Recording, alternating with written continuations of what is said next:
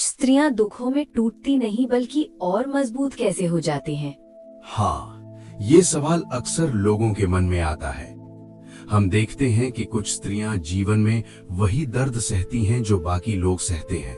टूटते रिश्ते, अपमान, अकेलापन और संघर्ष। लेकिन फर्क ये होता है कि वे उस दर्द को अपने अंत का कारण नहीं बनने देती। धीरे धीरे वही दर्द उनके भीतर एक नई चेतना को जन्म देने लगता है। वे समझने लगती हैं कि जीवन केवल घटनाओं का क्रम नहीं है, बल्कि आत्मा की जागृति की एक गहरी प्रक्रिया है। आखिर ऐसा क्या होता है कि एक साधारण स्त्री आध्यात्मिक बन जाती है? अक्सर ये परिवर्तन अचानक नहीं होता। ये कई अनुभवों, कई टूटनों और कई गहरी प्रार्थनाओं के बाद जन्म लेता है। जब जीवन बार बार सवाल करता है, उम्मीदें टूटती हैं और इंसान को ये महसूस होने लगता है कि दुनिया उसके दर्द को पूरी तरह समझ नहीं पाएगी, तब बहुत से लोग निराशा में डूब जाते हैं। लेकिन कुछ स्त्रियां उसी क्षण भीतर की ओर मुड़ जाती हैं। वे शिकायत करने के बजाय अपने मन की खामोशी में उतरना शुरू कर देती हैं। क्या सच में परमात्मा पर विश्वास इंसान को भीतर से बदल सकता है? हाँ, बिल्कुल बदल सकता है। भगवत गीता में श्री कृष्ण कहते हैं, क्या यही विश्वास एक स्त्री को हर परिस्थिति में मजबूत बना देता है? हाँ, यही विश्वास उसकी सबसे बड़ी ताकत बन जाता है।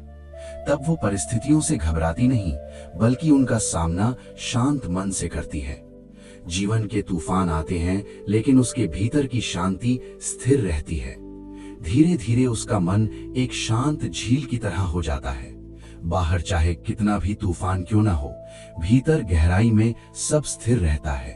तो क्या यही वो क्षण होता है जब एक स्त्री की असली आध्यात्मिक यात्रा शुरू होती है?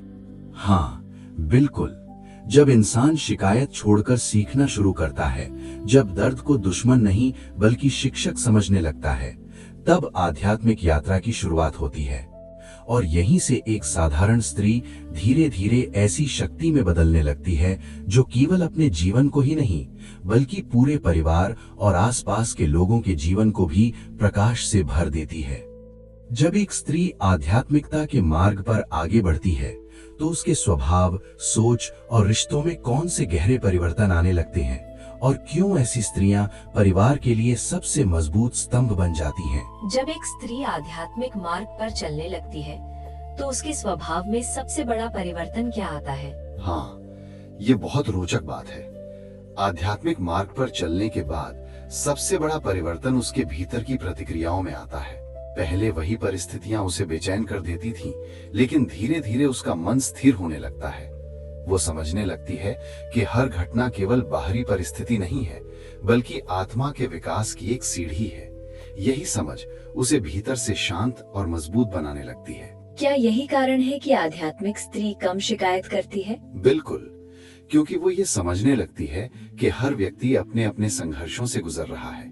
जब ये समझ गहरी होती है, तो उसके भीतर करुणा जन्म लेने लगती है। वो लोगों की गलतियों के पीछे छिपे उनके दर्द को पहचानने लगती है।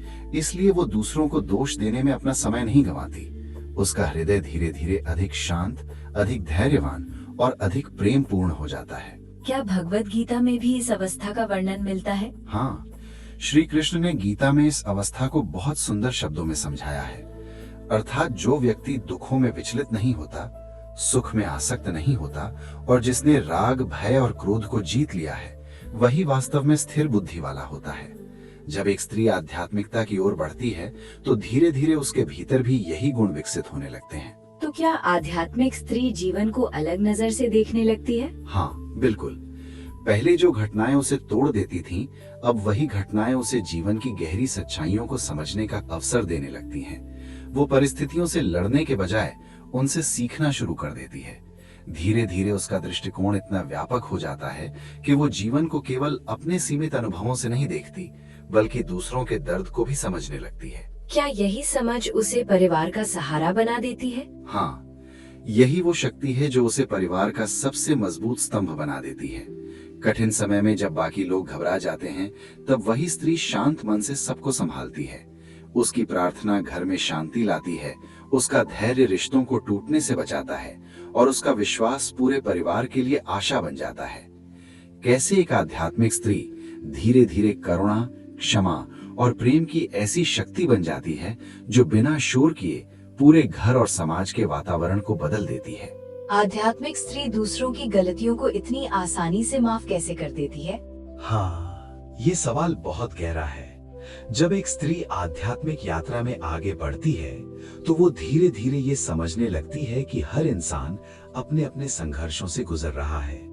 जो लोग दूसरों को चोट पहुंचाते हैं, अक्सर उनके भीतर भी कोई दर्द या अज्ञान छिपा होता है। जब ये समझ उसके भीतर उतरती है, तब उसके मन में क्रोध की जगह करुणा जन्म लेने लगती है। वो समझ जाती है कि माफ करना कमजोरी नहीं, बल्कि आत्मा की शक्ति है। क्या इसका मतलब ये है कि आध्यात्मिक स्त्री कठोर नहीं बल्कि अधिक संवेदनशील हो जाती है? बिल्कुल। अक्सर लोग सोचते हैं कि मजबूत बनने का मतलब कठोर हो जाना है, लेकिन आध्यात्मिक स्त्री हमें ये सिखाती है कि असली मजबूती कठोरता में नहीं, बल्कि संवेदनशीलता और धैर्य में होती है। वो अपने आंसुओं को छिपाती नहीं, बल्कि उन्हें भी अपनी यात्रा का हिस्सा मानती है। वो जानती है कि रोना कमजोरी नहीं, बल्कि दिल की सफाई है। हर संघर्ष के बाद वो पहले से अधिक समझदार और शांत बन जाती है। क्या यही कारण है कि ऐसी स्त्रियां बिना किसी शोर के लोगों के जीवन में प्रकाश बन जाती हैं? हाँ, बिल्कुल। आध्यात्मिक स्त्री अपनी शक्ति का प्रदर्शन नहीं करती। वो बिना किसी दिखावे के अपने प्रेम, धैर्य और करुणा से लोगों के जीवन को बदल देती है। उसकी उपस्थिति ही घर में एक अलग शांति का अनुभव कराती है। वो केवल अपने लिए नहीं जीती, बल्कि अपने आसपास के लोगों के जीवन में भी आशा और संतुलन लाने वाली शक्ति बन जाती है। कैसे? आध्यात्मिकता के मार्ग पर आगे बढ़ते बढ़ते एक स्त्री के भीतर ऐसा अटूट विश्वास जन्म लेता है जो उसे हर परिस्थिति में निर्भय और अडिग बना देता है। आध्यात्मिक स्त्री के भीतर इतना अटूट विश्वास आखिर पैदा कैसे हो जाता है? हाँ, ये विश्वास एक दिन में पैदा नहीं होता। ये कई अनुभवों, कई टूटनों और कई गहरी प्रार्थनाओं के बाद धीरे धीरे जन्म लेता है। जब जीवन बार बार इंसान की परीक्षा लेता है और हर बार वो भीतर से परमात्मा को पुकारता है, तब एक समय ऐसा आता है जब उसे महसूस होने लगता है कि वो अकेला नहीं है। कोई अदृश्य शक्ति हर कदम पर उसका मार्गदर्शन कर रही है। यही अनुभव उसके विश्वास को अटूट बना देता है। क्या यही कारण है कि कठिन परिस्थितियों में भी आध्यात्मिक स्त्री घबराती नहीं? बिल्कुल, क्योंकि अब उसका भरोसा परिस्थितियों पर नहीं, बल्कि परमात्मा पर होता है। उसे ये समझ आ जाती है कि जीवन में सब कुछ हमारे नियंत्रण में नहीं होता, लेकिन अपने मन की दिशा हम हमेशा चुन सकते हैं। इसलिए जब मुश्किलें आती हैं, तब वो डरने के बजाय धैर्य के साथ उनका सामना करती है। उसका मन धीरे धीरे एक ऐसी स्थिरता प्राप्त कर लेता है जिसे बाहरी तूफान भी हिला नहीं पाते। क्या भगवत गीता भी इसी विश्वास की बात करती है? हाँ, श्री कृष्ण ने गीता में स्पष्ट कहा है, अनन्यास चिंतयन्तो माम ये जना पर्युपासते तेषाम नित्याभियुक्तानाम योगक्षेमम वहाम्यहम्। अर्थात जो लोग सच्चे मन से परमात्मा का स्मरण करते हैं, उनकी आवश्यकताओं और उनकी रक्षा का भार स्वयं भगवान उठाते हैं। जब ये सत्य किसी स्त्री के भीतर उतर जाता है, तब उसका डर धीरे धीरे समाप्त होने लगता है। वो जान जाती है कि चाहे परिस्थितियां कितनी भी कठिन क्यों ना हो, परमात्मा उसे कभी अकेला नहीं छोड़ेंगे। तो क्या यही विश्वास उसे दूसरों के लिए भी सहारा बना देता है? हाँ, यही विश्वास उसे केवल अपने लिए ही नहीं, बल्कि दूसरों के लिए भी शक्ति बना देता है। परिवार में जब कठिन समय आता है, तब अक्सर वही स्त्री सबको संभालती है।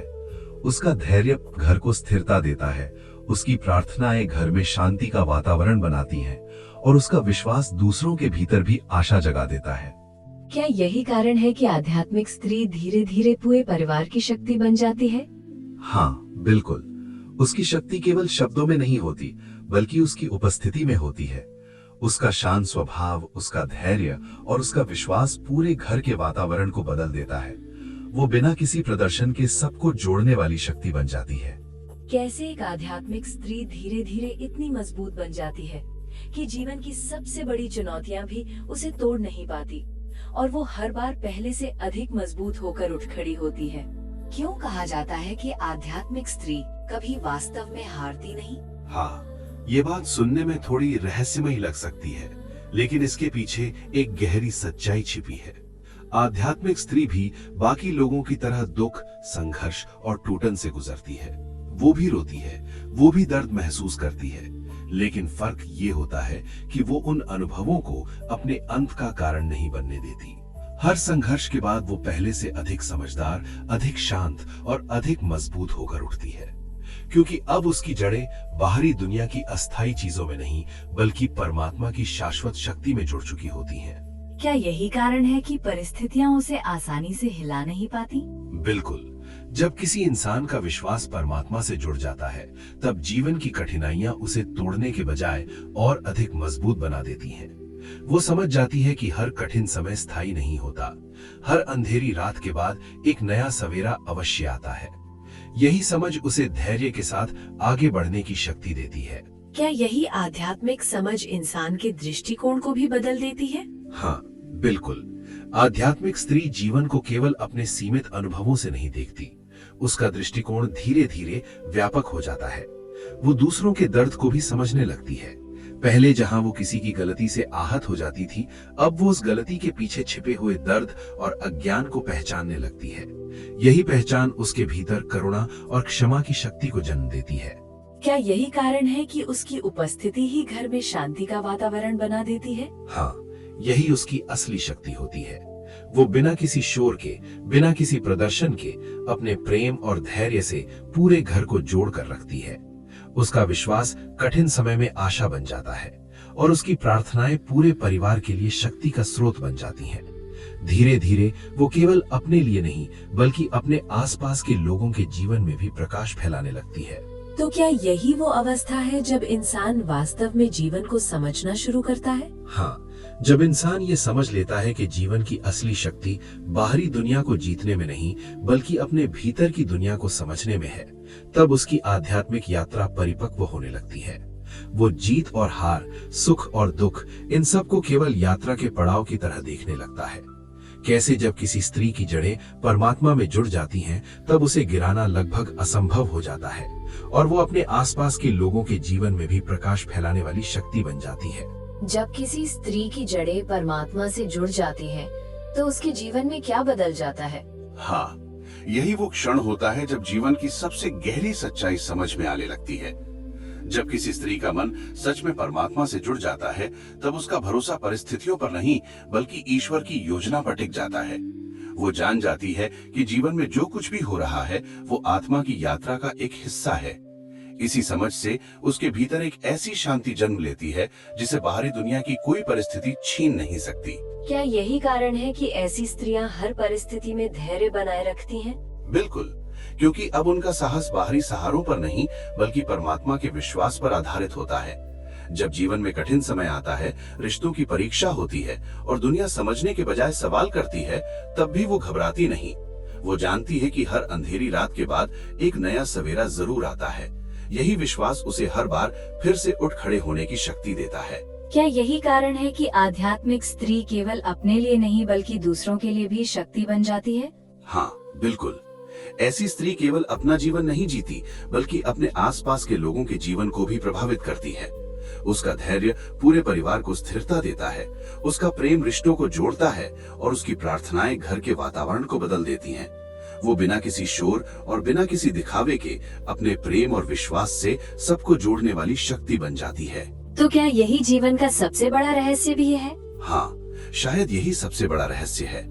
असली शक्ति बाहर की दुनिया को जीतने में नहीं, बल्कि अपने भीतर की दुनिया को समझने में है। जो व्यक्ति अपने मन को समझ लेता है और परमात्मा की चेतना से जुड़ जाता है, उसके लिए जीवन का हर अनुभव एक शिक्षक बन जाता है। तब जीत और हार, सुख और दुख, ये सब केवल यात्रा के पड़ाव बन जाते हैं। तो क्या यही कारण है कि आध्यात्मिक स्त्री कभी वास्तव में हारती नहीं? हाँ, बिल्कुल। वो गिरती है, टूटती है, रोती है, संघर्ष करती है, लेकिन हर बार फिर से उठ खड़ी होती है, पहले से अधिक मजबूत होकर, क्योंकि अब उसकी जड़ें दुनिया की अस्थायी चीजों में नहीं, बल्कि उस अनंत शक्ति में जुड़ चुकी होती हैं, जिसे हम परमात्मा कहते हैं। और जब किसी इंसान की जड़ें परमात्मा में जुड़ जाती हैं, तब उसे गिराना लगभग असंभव हो जाता है। अगर आपको ऐसे ही गहरे आध्यात्मिक विचार, जीवन की सच्चाइयां और आत्मा को जागृत करने वाली साधना से जुड़ना है, तो चैनल को जरूर सब्सक्राइब करें। वीडियो को लाइक करें और इसे उन लोगों के साथ भी शेयर करें जिन्हें इन शब्दों से शक्ति और शांति मिल सकती है, क्योंकि कभी-कभी एक सही विचार किसी के पूरे जीवन की दिशा बदल